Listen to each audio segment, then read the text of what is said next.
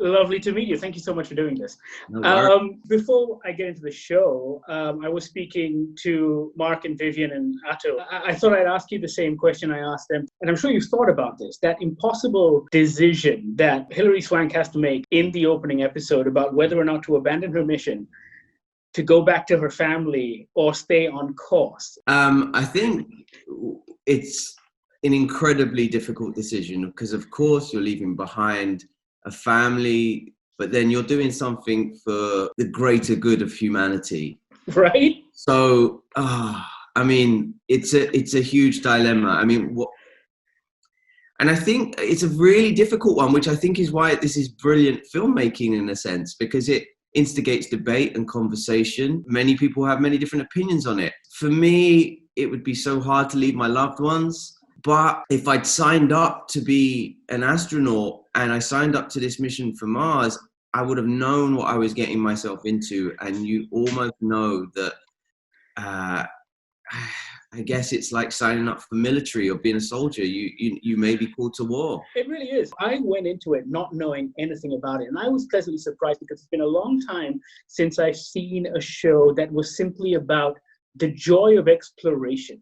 There is no existential threat in your show. And I was curious, what drew you to the material? What made you sign on and go, this was something I want to do? Yeah, I think when I first received the script, the first thing you notice is the names on the front cover as producers and execs. These are all people that are masters in the art of storytelling. So first of all, you're like, I'm in safe hands if I do this job. Like, you are in total safe hands.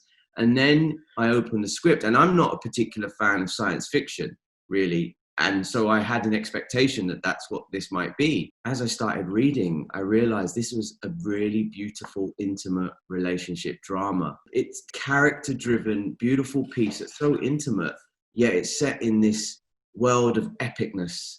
Of course, when I got into the characters and realized how diverse and rounded and three-dimensional they were, it was like, where do I sign? I need to do this job, you know. And you're right. I mean, after I watched, they gave us the first 4 episodes, and after I caught the first 4 episodes, I went to look for the Chris Jones article in Esquire, and I had no idea how much of it was actually rooted in science fact as opposed to science fiction.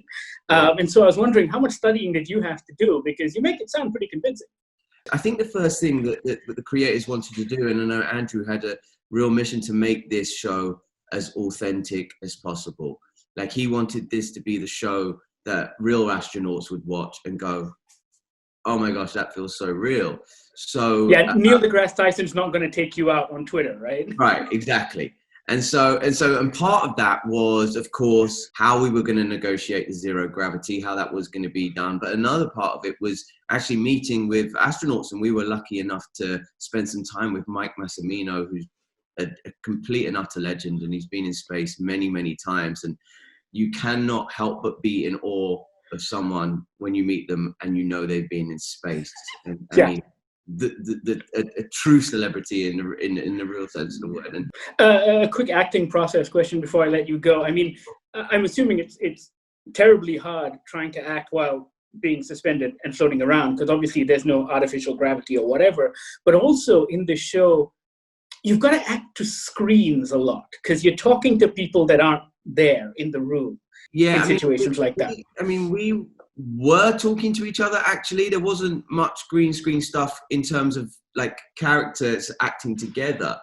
But of course, if you're looking out of the windows of the ship and stuff, you have to imagine what you're seeing. And of course, when we are on the moon and we're walking around there, you have to imagine that it's bigger than what is in the studio, and of course stuff like that. But in terms of like the characters interacting with each other, we were all there with each other, supporting each other, and it was just normal. What was difficult was being in the wires in these heavy spacesuits and then trying to stay in character and deliver your lines while at a 180-degree angle, like, you know, holding yourself up with the core muscles that I don't have. That was incredibly difficult at times. But, you know, I felt like a kid being in those spacesuits, so I enjoyed every moment of it.